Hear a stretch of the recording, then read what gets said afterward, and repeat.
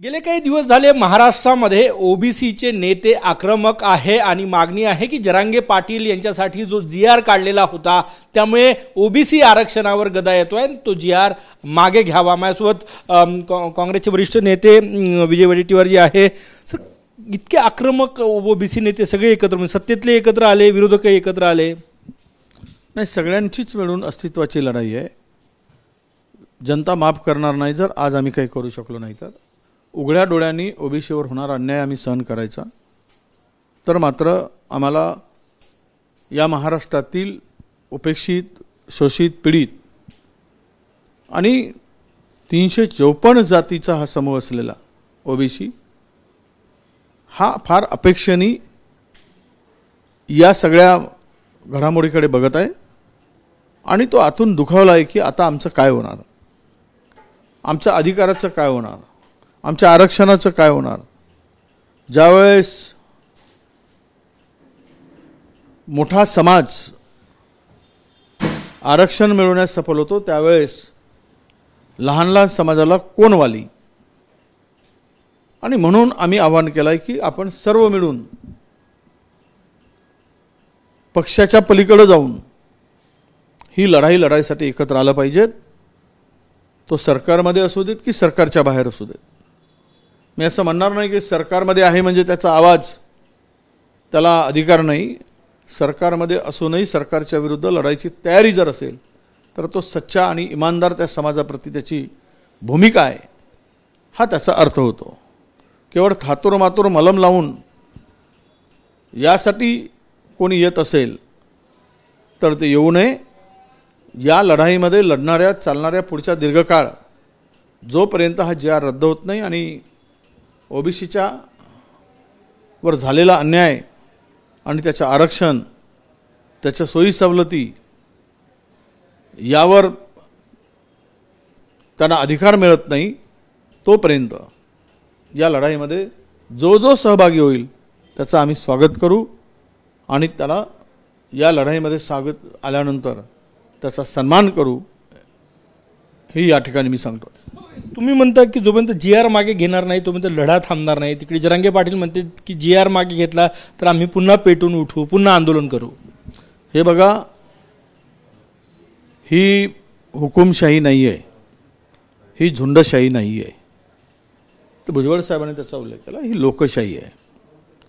त्यामुळं कोण पेटून उठतं आणि कोण कसा उठतो तो त्यांचा अधिकार आहे। आमच्यावर झालेल्या अन्यायाविरुद्ध लढणं हा आमचा अधिकार आहे। ते म्हणले की भुजबळ साहेबांना नेपाळला पाठवा। जरांगे पाटील म्हटले की ते जर विरोध करत असेल तर त्यांना नेपाळला पाठवा। ओबीसी नेत्यांवरच टीका आहे। नाही, ते ज्यावेळेस आम्ही म्हणतो ना की आपण ज्यावेळेस काहीतरी बोलतो ना त्यावेळेस त्याचं भान नसतं असं त्याचा अर्थ होतो।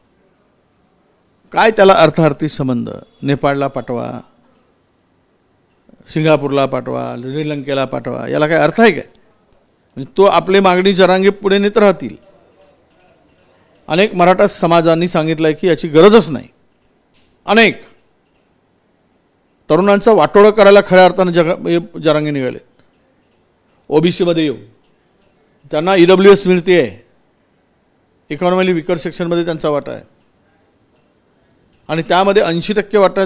आत्ता पाहिलेत MPSCचे निकाल, जे 45 मुलं सिलेक्ट झालेत ते त्यामध्ये SC STच्या बरोबरीनं या मुलांचं त्या कॅटेगरीमध्ये सिलेक्शन झालेलं आहे।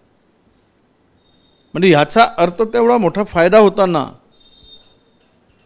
इथे ते मागणी करून आपल्या समाजाचंही नुकसान करतायत आणि ओबीसीचंही नुकसान करतायत। सरकार म्हणताय, मुख्यमंत्री देवेंद्र फडणवीस म्हणतायत, महसूल मंत्री चंद्रशेखर बावनकुळे म्हणतात की ओबीसी समाजाचं कुठलंही नुकसान या ठिकाणी होत नाही, आम्ही कोर्टातही तशीच बाजू मांडू द्या ना। म्हणून मी मुख्यमंत्र्यांना सांगितलं की तुम्ही सर्वांना बोलवा, कसं नुकसान होत नाही ते सांगा, चर्चा करा। तुम्ही वेगळं म्हणताय, आम्ही वेगळं म्हणतोय, बोलवा। महाराष्ट्रातील 100 ओबीसी नेत्यांना बोलवा, करा दिवसभर चर्चा आणि सांगा आम्हाला। अरे, मी पुन्हा सांगतोय, आमच्याकडच्या 2 पोळ्या खाण्यासाठी आमचे 5 लोक 6 लोक होते, आता पोळी 2च आहेत, लोक मात्र 20 झालेत। कोणाला काय मिळेल, किती लोकांना मिळेल, मूळ प्रश्न हा येतो. आणि बळी तो कानपिळी. त्यांच्याकडे सर्व व्यवस्था आहेत. प्रस्थापित समाज आहे, हा विस्थापित आहे. हा याला अधिकार कळत नाहीत, याला अधिकाराची जाणीव नाही. फायनान्शियली हा वीक आहे, कारण मागासले पण कशात सिद्ध होतं, सामाजिक, शैक्षणिक आणि आर्थिक या तीनही गोष्टीत जर हा ओबीसी समाज मागासला असेल, म्हणूनच मागासलेपणा दिला आहे. आता त्यांना या कुठल्याच निकषात बसणाऱ्या समाजाला दुसरा मोठा प्रबळ समाज, मजबूत समाज जर आला तर ते कमजोर माणसाला बाजूला हुसकावून मजबूत माणूस सगळं गिळून कृत करेल. आजची बैठक बोलावलेली आहे, पुढचं आंदोलन करण्याचा निर्णय होणार आहे. आजच्या बैठकीत काय निर्णय? बैठकीमध्ये तारीख निश्चित होईल, आंदोलनाची दिशा ठरेल आणि आंदोलनाच्या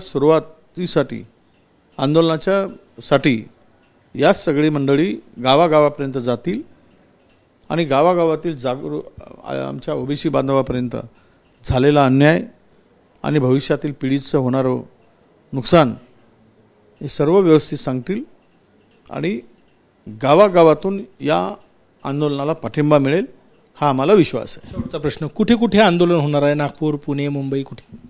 नागपूर, संभाजीनगर, पुणे आणि नाशिक हे 4 रिजन आम्ही आत्ता ठेवलेले आहे. 20 तारखेला संभाजीनगरची बैठक आहे आणि संभाजीनगरच्या बैठकीमध्ये तिथल्या मराठवाड्याच्या मेळाव्याची घोषणा तिथे होणार आहे. तो निर्णय आम्ही तिथे करणार आहोत. आजच्या बैठकीमध्ये नागपूरच्या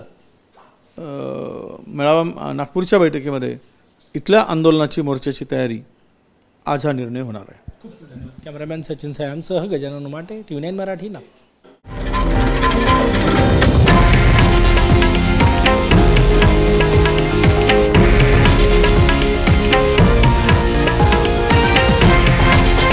हे आहे देशातील नंबर 1 न्यूज नेटवर्क आणि आपण पाहत आहात TV9 मराठी, एकमेव.